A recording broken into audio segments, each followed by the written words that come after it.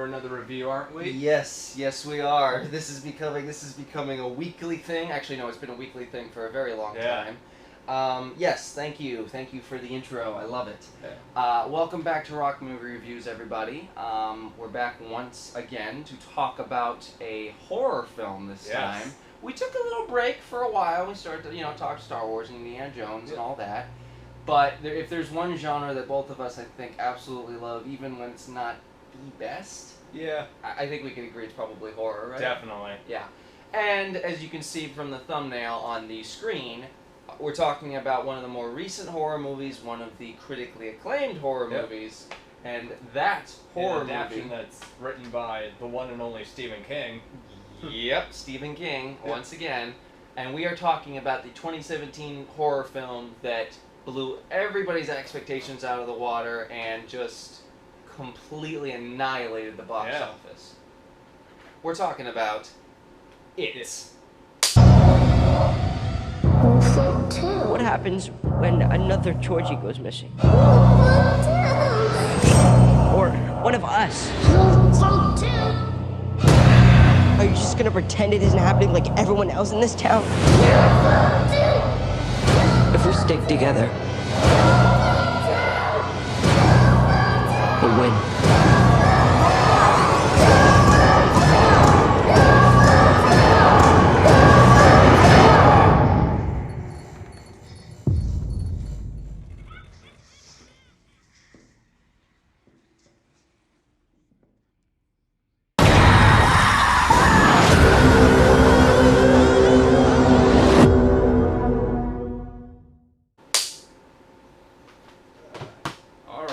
Yeah, so, alright, you saw this movie in the theaters. I did. Yeah, and... Sadly not opening day, but I did go and see it. Mm-hmm. And, literally, when the first trailer came out, I immediately, I wanted to see this movie. Yeah, didn't you read the book, too?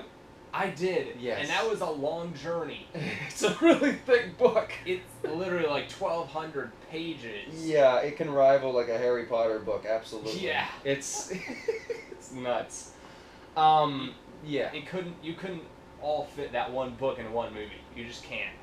No, you can't, which will, obviously, we'll get into what they ended up doing with that scenario. Yeah. But you saw this movie in the theaters, and at the time I wasn't very jealous because, as you know, I have a pretty big fear of clowns. I really hate clowns in general. They freak me out. A lot of other people have the same fear, so I don't remember what the it's understandable. I don't remember what the technical term is for it. It's something phobia. Don't remember. It's not clownophobia, I can tell you that. Yeah. Anyway, so, and I had seen the trailers for this movie, and I saw that it was becoming a big deal, and people were like, oh my god, because the miniseries in the 90s was pretty bad. It was. Besides Tim Curry being Pennywise. Oh, yeah. He was the saving grace of that movie, but that's about it. Otherwise, it's really, really terrible. Yeah. So it was interesting for me for them to be revisiting this after, almost 20 years. Yeah. Roughly. And you egged me to see it even after it come out on DVD. You were just like, oh my god, you gotta see it. You kept bugging me to see it. And after a lot of persistence from your part and a lot of resistance from my part, I finally watched it. I believe I watched it by myself, and then I watched it with my dad the second time.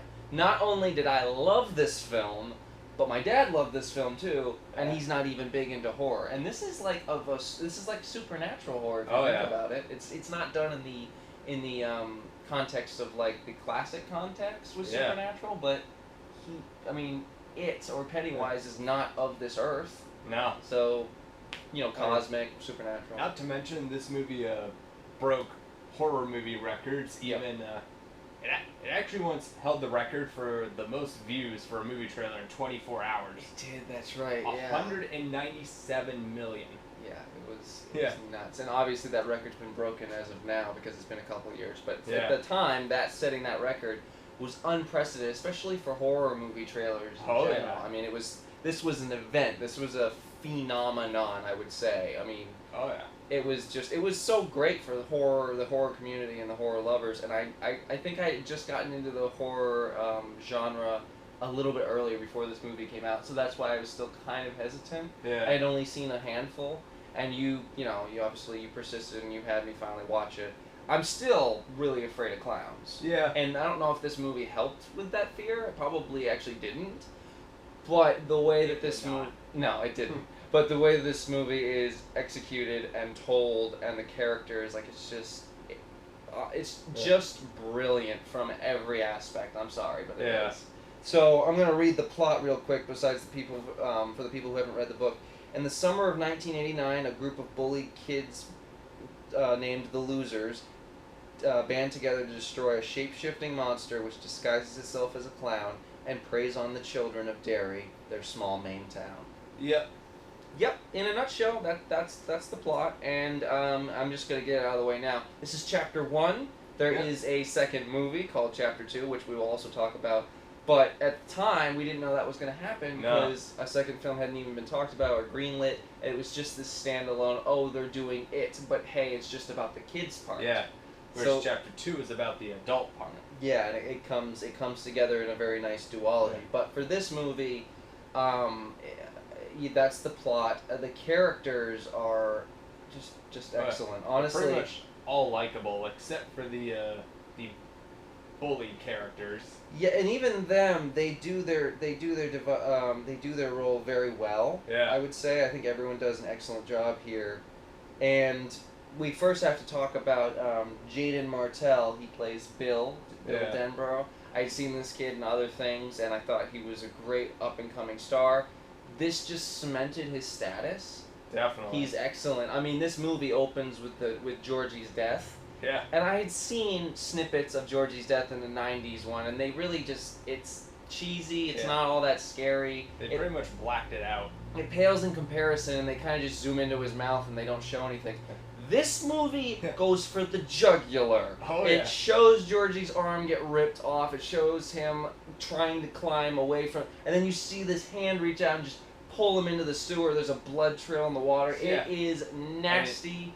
I mean, I'll admit, when I knew it was teasing the trailer that he might, be captured by it, I did not expect it to literally bite his arm. Yeah. And then just rip him apart in the sewer. Oh, man. Yeah, and that's kind of... What is this thing? This was, in many ways, I feel like, after watching this scene, just for me, it was a warning. It was like, if you can't handle that scene, turn back now, because the rest of the movie is going to be like this. Oh, yeah. So, and obviously I kept going with it, but just that opening scene and seeing him dragged into the sewer, helpless and injured, it was nasty, it was in your face, and then we get the title intro where it's just like that creepy ass music, and you see the title "It" as it's going through the sewer tunnel.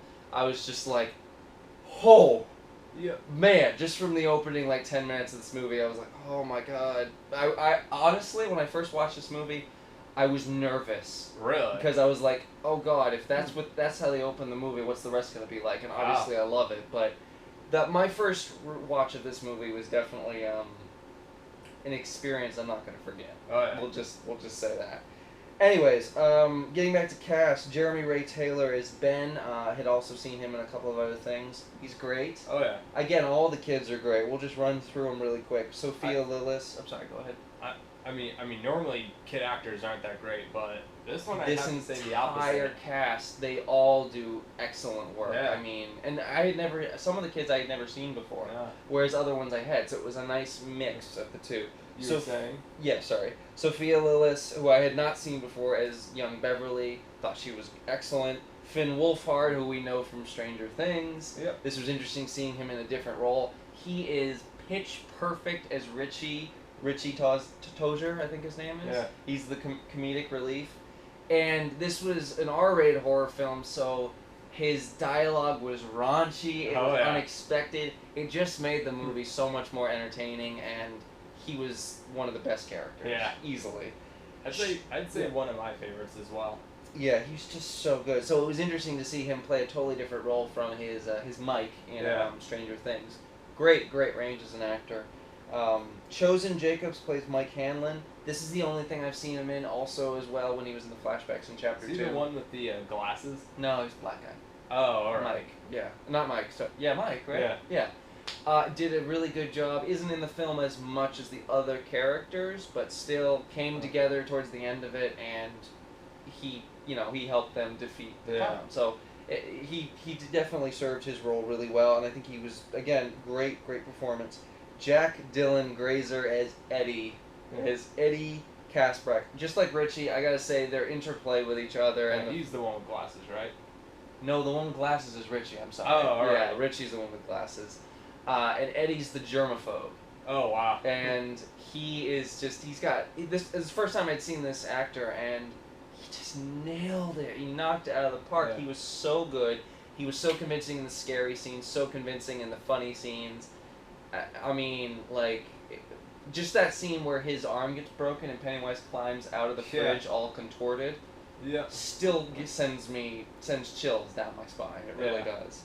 And Wyatt Olaf as Stanley Uris. I had seen this actor play young Peter Quill at the beginning of Guardians of the Galaxy, but at the time I didn't know it was the same actor. Yeah. Excellent. So good. Like Mike's character, he's not in the movie as much. He's like not like the main. They're kind of the two that come into play later on in the movie, but they're both introduced at the beginning and then they come together at the end. So it was still very satisfying. Yeah. And that monster that Stanley has a fear of, the painting. Yeah. Whoo! that brought back some childhood nightmares for sure. Yeah. We have to talk about Bill Skarsgård as Pennywise. Oh yeah. I mean, Tim Curry was great, but Bill Skarsgård is on another level. Oh yeah. I mean, he is haunting, he is funny, he is creepy, he is disturbing, and he can do it all. Oh yeah. And he completely transformed into like this a role. balloon? Yeah, and I didn't know if he was gonna work in the movie. And then after that Georgie opening scene, I was like, oh.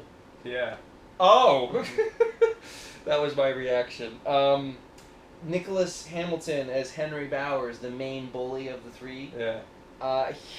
Yeah, he was pretty chilling. Definitely. And he was a pretty nasty character too. Like, I agree. I've seen kids get bullied in movies, but this was borderline, like, actual Yeah, I mean, abuse. he was evil. He was evil. Yeah, and just from the scene where he kills his own dad and everything. Yeah. Again, chills. And not in the good way. Who else? Oh, I think the only other person worth mentioning here is Jackson Robert Scott, who played Georgie.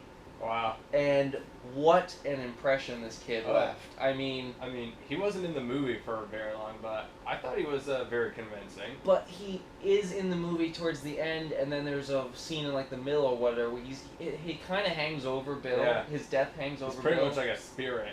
Yeah, and the part where the emotional part at the end where they're in the underground or whatever, and then the scene where Pennywise is using Georgie as a corpse puppet. Yeah. I saw it in the trailer, but they added like effects and they made his voice more demonic. That scene, holy crap! Yeah. I mean, it was just. There's not many horror movies that can get away with a clown using a corpse puppet to talk. I know. That's pretty disturbing. Yep. Enough said there. I think that's the main cast. Do you remember anybody else worth mentioning? I mean, besides some of the parents of the kids, I would have no idea. Yeah, I don't know any of the actors, but let's just say they all did a really good job. Yeah. All the adults were really like off-putting and creepy and just kind of douches. Oh yeah. And that was the whole theme, obviously, with the town of Derry, and that this thing has an impact on everything around it. Yep. And the fact that it grew kind of like a virus over the years. Oh yeah. The lore and mythology of this creature was incredibly interesting to learn about. The scares, again, before we get to cinematography, the scares in this movie. I mean, from the leper to the headless man to the painting. God, who else? I mean, the dead bodies in the sewer that can't come to life. This is some hardcore stuff. Oh yeah. And for it to center around kids, they did a really good job of balancing the scares and the humor, but it's definitely not a kids movie. No. There's a lot of disturbing stuff in here. It's rated R, so it shouldn't be for kids. Right, and they, in some regards, I think they actually pushed the R rating a little bit. Really? Well, especially the fact that it's centered around kids. There's not many movies that center around kids that involve this type of really nasty stuff. Yeah. but they got away with it because it's based on a book and it's, Stephen King, so they clearly knew what they were doing when they told the story. Yeah. Anyway, I just wanted to shout out to the director real quick, Andy Muschietti, who I think had only recently done Mama. That was his prior film. And I haven't seen that, but I know you did. Did you like it? It was alright. It was alright. I've heard mixed stuff about it. But, I mean, he became a director for me to keep watch on after this movie. I was like, oh boy. And obviously he ended up doing Chapter 2, which we'll talk about in a separate review. Anyways, yeah, the scares and the humor and the characters, it's all just, it's like about as memorable as it could be. Oh, yeah. I mean, they went for a home run, and I would say that they succeeded. Oh, yeah. I don't really hate, I don't dislike anything about this movie. I mean, I will say the CGI looked very 90s style. Oh, yeah, but I think that was on purpose. Really? I'm just saying. I think it was on purpose, because isn't this movie supposed to take place in the 70s? Well, you 60s. said 89, so... Yeah, sorry, end of the 80s, my bad, yeah. So for you to say that it looked very 90s, that's kind of accurate to the time period. Oh, yeah. So, anyways, cinematography, this movie looks excellent. It looks expertly shot, and I'm not actually sure who shot the film. I feel like I've heard the guy's name, but I don't remember. Do you remember? No.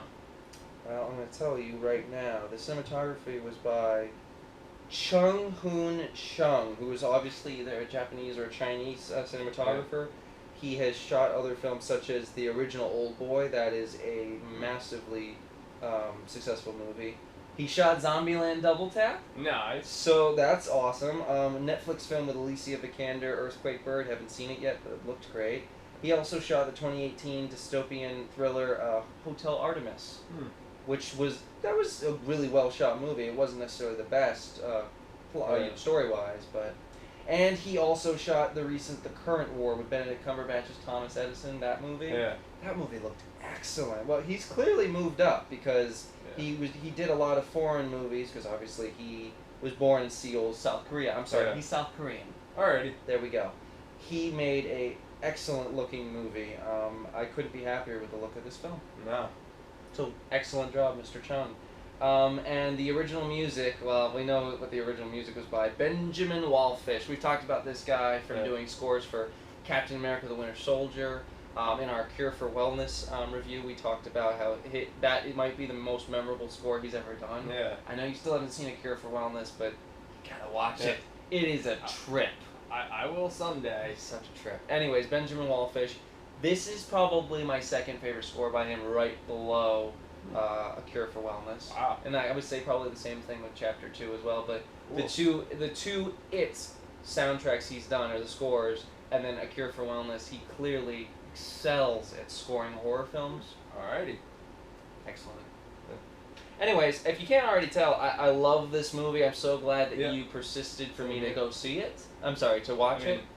From someone who read the book, the movie's actually very different. Besides the premises, but you didn't have a problem with that. No, and I didn't because I haven't read the book either. But for the story and the movie and what they were going for, I think they excelled massively. 10 out of 10. This is a perfect horror ride for me, and it's one that I can't wait to revisit. And just talking about it, probably that revisit will be sooner than later. Alrighty. I will actually give this movie an 8. An 8? Yeah. Okay, fair enough. And it's funny because you read the book, so I thought you'd be even more in love with it than I would. I mean, it was more different. Yeah. From the book, and the CGI is very lackluster. Fair enough. Yep. It didn't really have that effect on me, but overall, I'd say it's very enjoyable. It's pretty scary too. Yeah, especially the end is, oh baby. The end just brings it all together, and I love, we'll talk about it real quick, I love the fact that they basically tease at the end where it says, It Chapter 1, that basically cemented a second movie was coming, and it was greenlit very shortly after. Even the changes in the movie, they're so minor, it doesn't really take away the awesomeness that is it. It really doesn't. Yeah. So, if you haven't watched this movie and you are into this kind of stuff and you're into the horror genre, highly recommended from both of us, I think. And then once you see it, you'll float too. Yeah. All right, that is our review of It Chapter 1. We'll be back incredibly soon to talk about the highly anticipated It Chapter 2 and what that ended up doing. And we will see you guys in that next review. Alrighty, see ya. Take care.